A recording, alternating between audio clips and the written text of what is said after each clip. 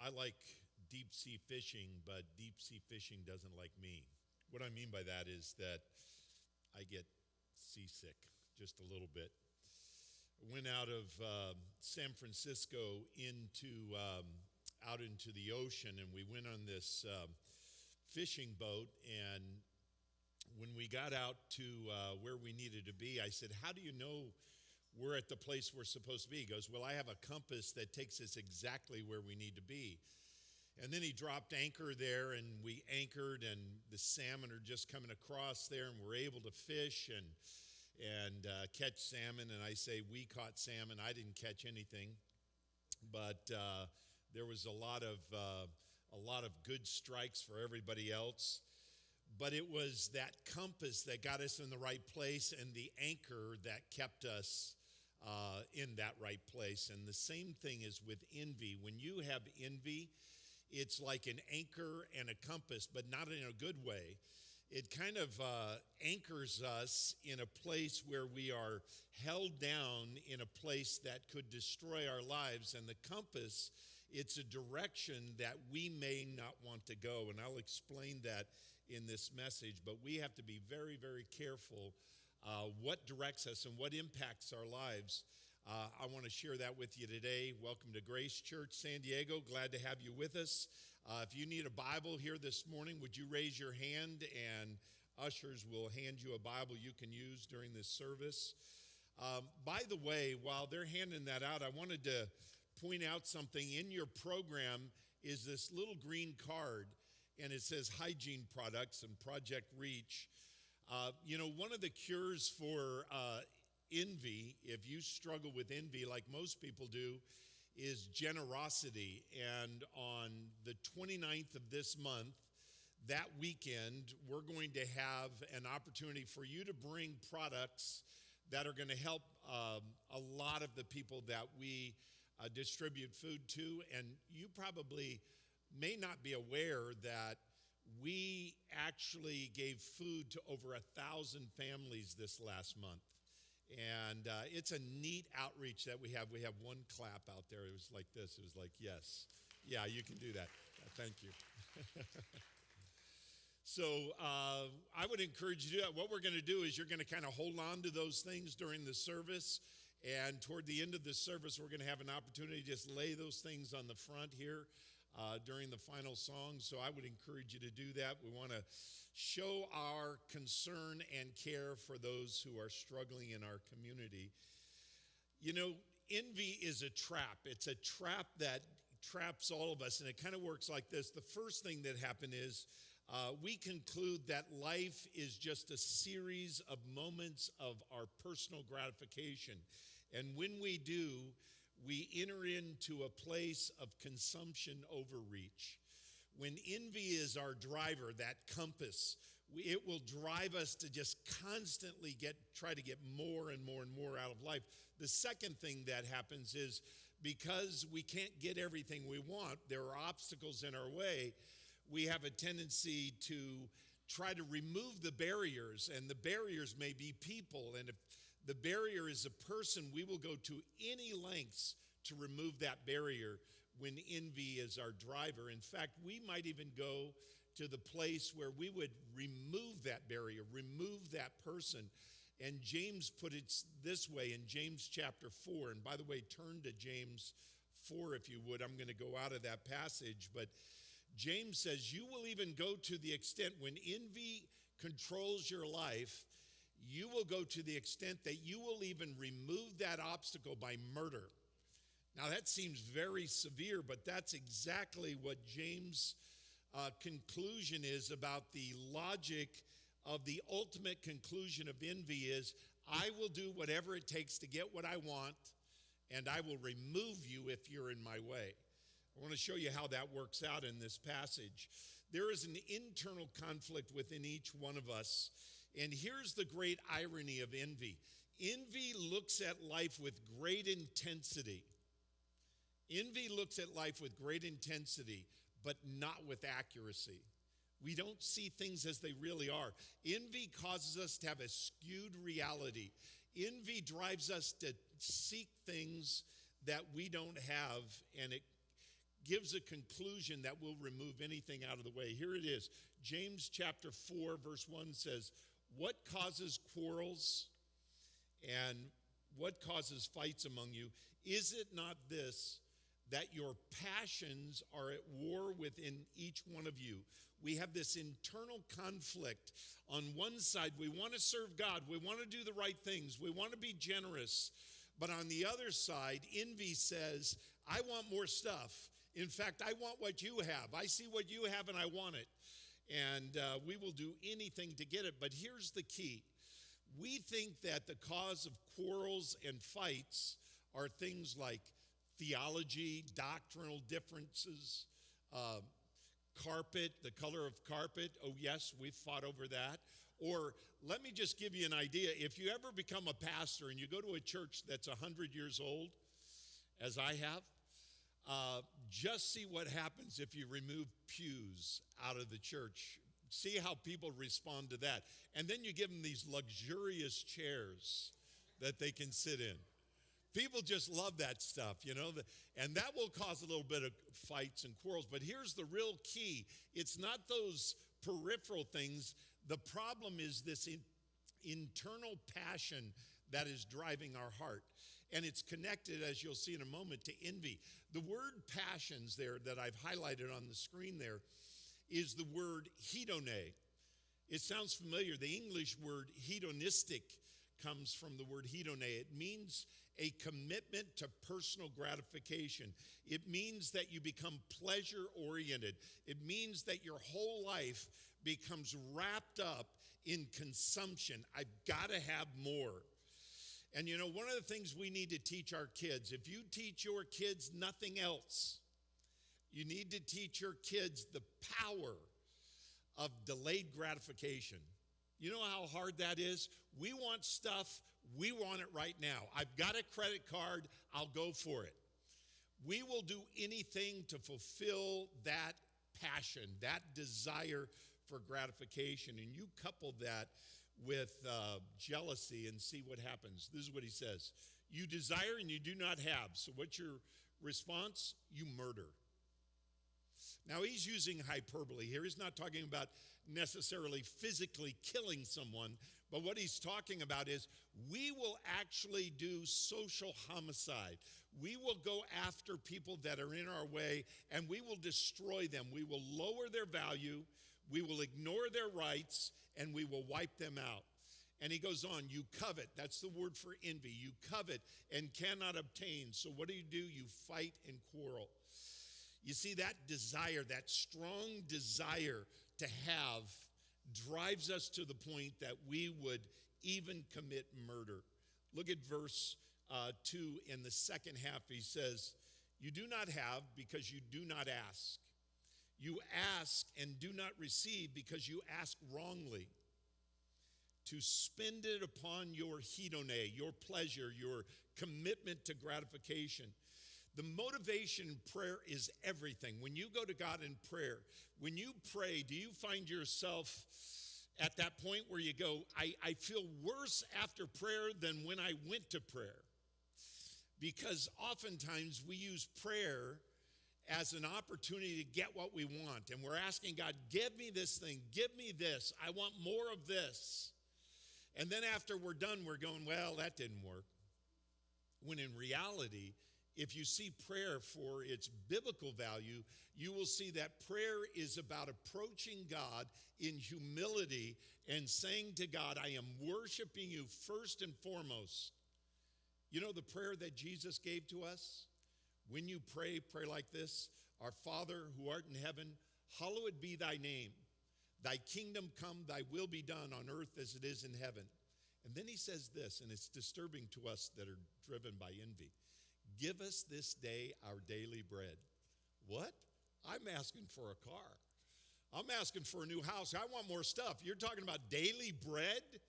That's the simplicity of that prayer. It says, I want your will to be done on earth as it is in heaven. I first worship you as a name that is hallowed, is sacred, and all I ask is for today's sustenance.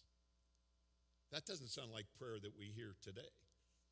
You see, envy causes us even to abuse prayer. We don't pray, so we don't have. We don't ask, and when we do ask, we ask wrongly to consume it upon our hedone, our passions. We need to understand the dynamic of the real power of prayer.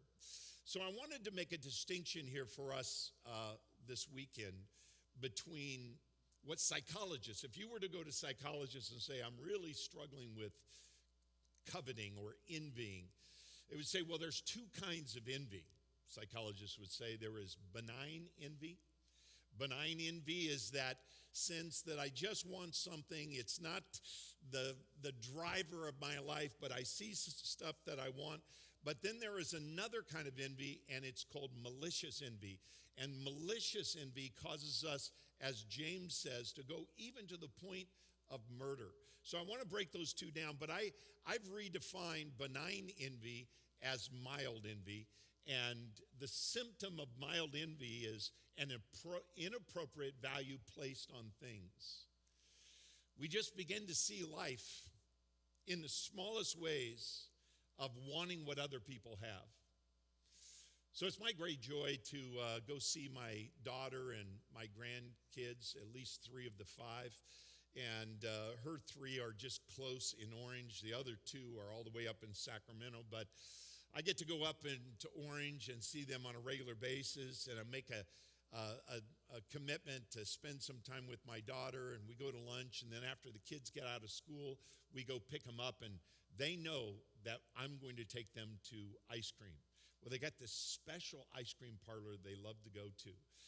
And what they do in this ice cream parlor is they take this mixer and this big bowl, and then they throw the cream in there, and I'm not sure everything that goes in there. They have the mixer, and then they throw dry ice into it. And this dry ice just creates a cloud. It looks like it's on fire, and the kids are fascinated by that. I can tell you the ice cream's not that good. But man, do they love that cloud. They couldn't care less about it. And so they want to get close.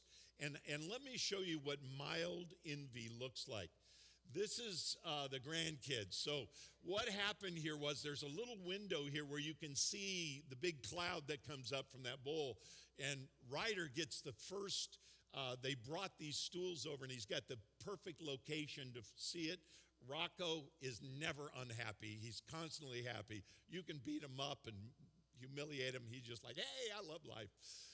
But here is mild envy. That is what envy looks like. What she did was she was so frustrated with her brothers because her angle of view towards that, it just wasn't right. So she was going to go to whatever extent she decided, I'm going to manipulate my whole world, and I'm going to throw a tantrum and see if mommy will fix this. Well, mommy doesn't play that game, so it just resulted in that beautiful picture of envy. Trust me, she's a beautiful kid. She doesn't always look that way, just about 80% of the time. But you know, we look at the symptoms, inappropriate value placed on things in this mild envy, and we would probably assume that we would have envy when there's frustration, or we would have fighting when there's frustration or tension or disagreement. Listen, you can have in your marriage, you can have frustration. And if you're never frustrated with your spouse, you're probably not in the game. You know, you need to be present because there's something wrong with him and there's something wrong with her.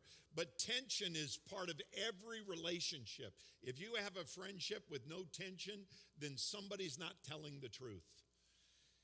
Disagreement is just a part of relationship.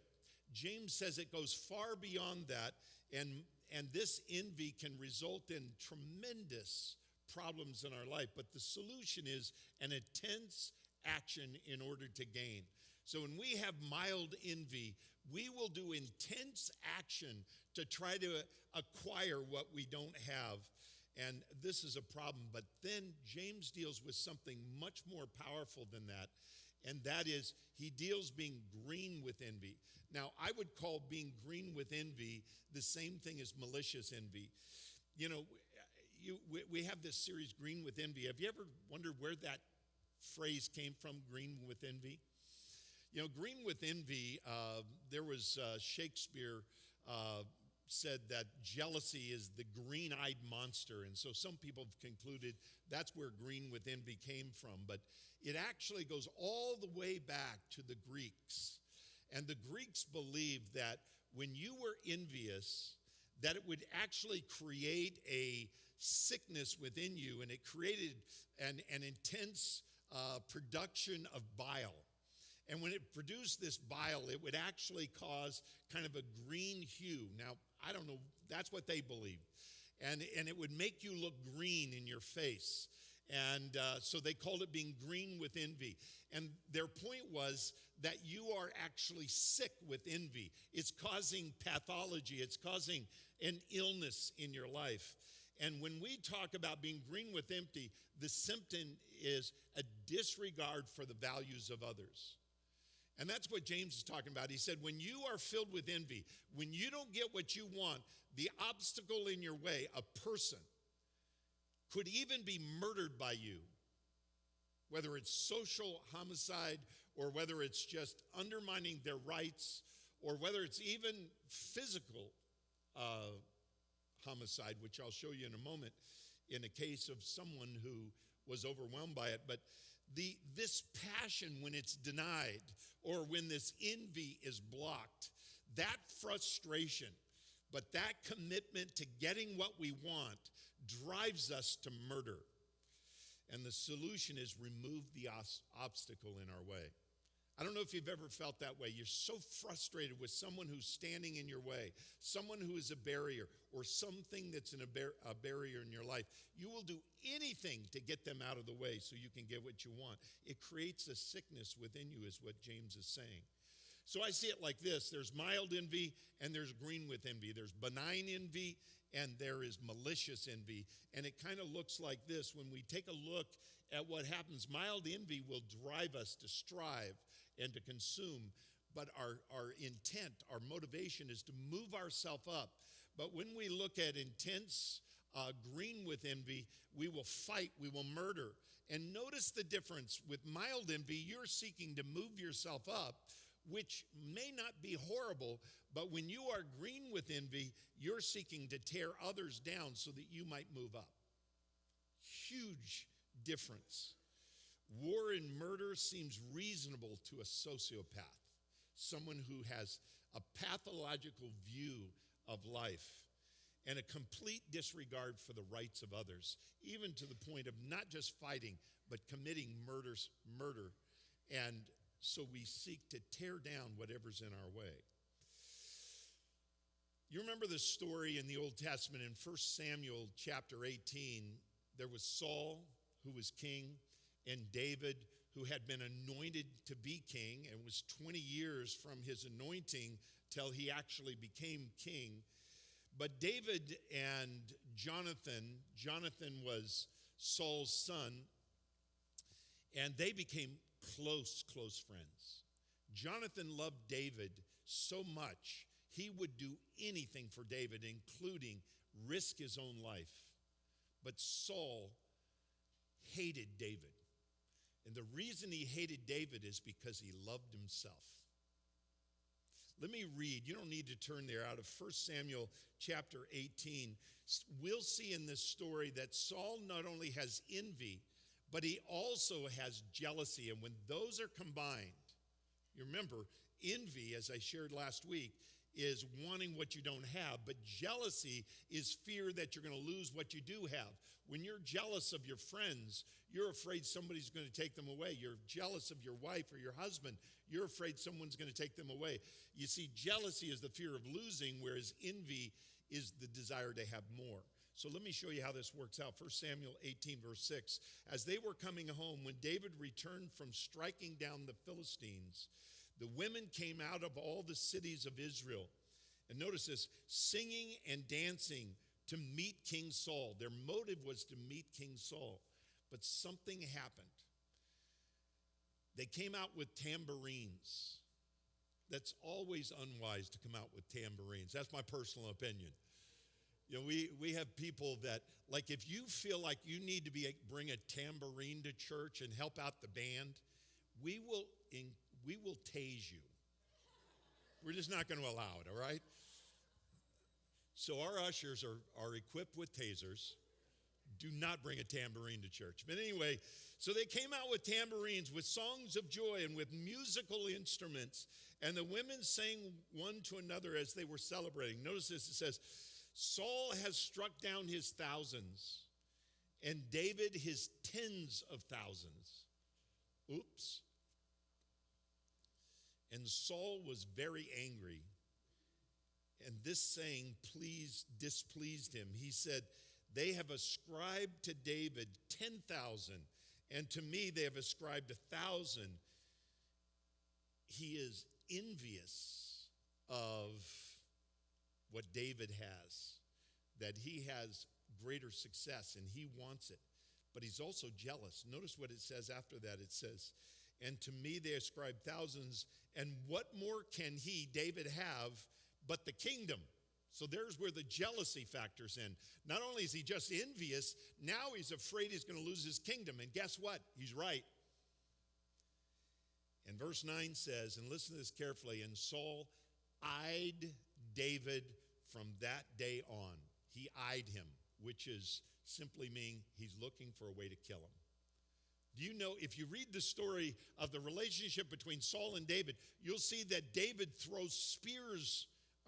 Saul throws spears at David. And one time he was right there in the chamber, and Saul was so angry, he threw a spear at him, and he hit it into the wall, and he's like, what? And he eluded him. And then other times he would seek to kill him over and over. There was several campaigns by Saul to kill David. What was the driver? Envy and jealousy. You say, that would never happen to me. I talked to an individual who is so bitter in a previous marriage, she simply cannot let go. She simply cannot release him. He was a horrible husband. I get it, but you are letting him continue to be horrible to you. He doesn't even know it. You are bringing that bad experience into your reality today. You need to release it and let it go. Some of you need to release your own bad behavior in the past. Let it go and be present in the moment. David was unable to experience the joy of his leadership in the kingdom because he was afraid he was going to lose the kingdom. And he was jealous and envious of David. Well, there's a cure for envy. Now, when I was preparing this message, I thought, I know a lot of sociological techniques, some life skills, some psychological techniques to deal with envy. And I've dealt with people who struggle with envy. I've struggled with it myself. And I thought, I'll give you those cures. And I thought, wait a minute. James chapter 4 and chapter 3 deal with envy so well that I thought I would give you 3 biblical cures for envy right in the text we're dealing with. The first one is ask God. We already mentioned this to you, but let me read it to you again. James chapter 4, if you're looking in your text there, the second half of verse 2 says, you do not have because you do not ask. You ask and do not receive because you ask wrongly to spend it on your passions. We need to ask of God in humility and say, God, I don't care what you provide. Whatever you provide is sufficient to me. You are God. Your will be done in my life just as it's done in heaven. I'm not asking you for more. Yes, I do want my bills paid. Yes, I do want my marriage better. Yes, I do want my kids to stop being whacked. But I want these things. But Lord, whatever you provide, I will be satisfied. That's the way we ask. Ask of God. Don't seek to destroy other people. The second thing is self-examine. Examine yourself. And in this text, in verse 6, look at James chapter 4, verse 6. Right after he finishes talking about this devastating reality of envy, he says this, but he gives more grace. Therefore it says, God opposes the proud, but gives grace to the humble. That's a key understanding. When we humble ourselves under God, He gives us grace. He gives us power, the gift of power in our life. And he says, submit yourself, therefore, to God. Resist the devil, and he will flee from you. Draw near to God, and he will draw near to you. Do you ever feel far away from God? And you go, God, where did you go? And he's like, I'm right here. We're the ones, we walk away from God. We're a mile away and say, God, where are you? And we turn around, and he's right there behind us. You know, the thing about it is that we really need to understand God is not going to leave us. But we have a tendency to leave him, don't we? Draw near to God, and he will draw near to you. Cleanse your hands, you sinners. Purify your hearts, you double-minded. Be wretched and mourn and weep. You don't hear that often in Scripture. But he's talking about over your envy. He said, when you are envious, don't brag about that. But he says, weep over your materialistic drive, your envy drive. Let your laughter be turned to mourning and your joy to gloom. And this is how we do it. Humble yourself under the mighty hand of the Lord, and he will do what? He will exalt you. So we want exaltation. We want to be lifted up. We want a great joy and happiness. And it doesn't come through acquiring more stuff. It's a faulty strategy. And so James gets in behind this problem of envy, and he says, you want to control envy. The way that you're going to do it is you examine yourself to see what it is that is your driver. And if envy is your driver, all you have to do is humble yourself under the mighty hand of God, and what he will do is exalt you. You will have what you really desperately want, and that is happiness in this life. Well, one more is the pursuit of wisdom. And we talked about this last week, so drop back into James chapter 3. You remember last week we talked about James chapter 3. Verse 13 says this, who is wise and understanding among you? By his good conduct, let him show his works in the meekness of wisdom. You remember that word meekness means unaffected. Doesn't mean weak. It doesn't even mean humble. The meekness of wisdom is this idea that I'm not affected by how much I have or how little I have. I'm not affected by how much other people around me have or how little they have. I'm not destroyed. I don't see people as obstacles. I see people as people, and I affirm their rights. I affirm their value as sacred to God. Instead of seeing people as object to be used for my gratification, I see people as object to be loved by the Lord Jesus through my life. And so he says, by his good conduct, let him show his works in the meekness of wisdom. But if you have bitter jealousy and selfish ambition in your hearts, do not boast and be false to the truth. Don't boast in your envying. This is not the wisdom that comes down from above, but is earthly, unspiritual, and demonic. For where jealousy and selfish ambition exist, there will be disorder and every vile practice. But the wisdom from above is, listen to this, first, pure. It is peaceable. It is gentle. It is open to reason. It is full of mercy and good fruits. It is impartial and sincere. Those are the qualities of wisdom that comes from above. In your pursuit of wisdom, don't pursue the wisdom of the world that says the lust of the flesh, lust of the eyes, pride of life is everything. Follow the wisdom that comes from God that says, God, I surrender to you. And then he says, and a harvest of righteousness is sown in peace by those who make peace. So let me tell you something about the pursuit of wisdom. If you don't have wisdom from God and you're driven by envy, you are not going to be capable of loving other people, because when you love people and you're generous, it's like you're losing something of yourself.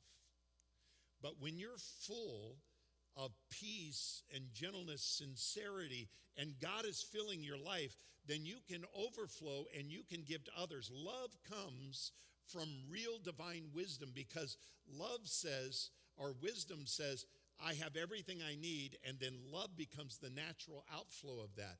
But when envy is your driver, then all you do is hang on to what you have and try to acquire more stuff. Consumption is a horrible master. We need to understand these principles. And then I just wanted to close this message this weekend by talking about an eternal envy cure. You know, deep sea fishing, you've got to have a compass, and you've got to have an anchor. In order to find the right place and to be held in the right place, you've got to have that stability. Envy will anchor you and hold your life back, but it also is a compass that drives you to murder. What the cure for that eternally? Let me give you two passages that are not in your outline. Hebrews chapter 6, verse 19. We have this as a sure and steadfast anchor of the soul, a hope that enters into the inner place behind the curtain, where Jesus has gone as a forerunner on our behalf. He's talking about into the Holy of Holies, not made with hands. He's talking about the fact that Jesus went into the very throne room of God with his blood, and God the Father was satisfied. His justice was satisfied with the work of Jesus Christ, and Jesus Christ is our forerunner, and this creates an anchor for our soul. This becomes the stability. It is the hope that we have in Christ. So he is our anchor. But secondly, Jesus said to them, and he said, I'm going to my Father in John 14. I'm going to my Father. I'm going to prepare a place for you. And Thomas said, well, we don't know how to get there. And he said, well, Jesus said to them, I am the way and the truth and the life. No one comes to the Father except through me. You see, not only is Jesus an anchor in Hebrews, he is a compass in John chapter 14. He is our compass. And here's the two things. Jesus gives an anchor of hope because we know that Jesus has gone to heaven as a forerunner for us, but he's also a compass that directs us to heaven through faith in Jesus Christ. You can have an anchor and you can have a compass in your life, an eternal cure for envy, because everything you need is in the person of Jesus. Would you bow your head?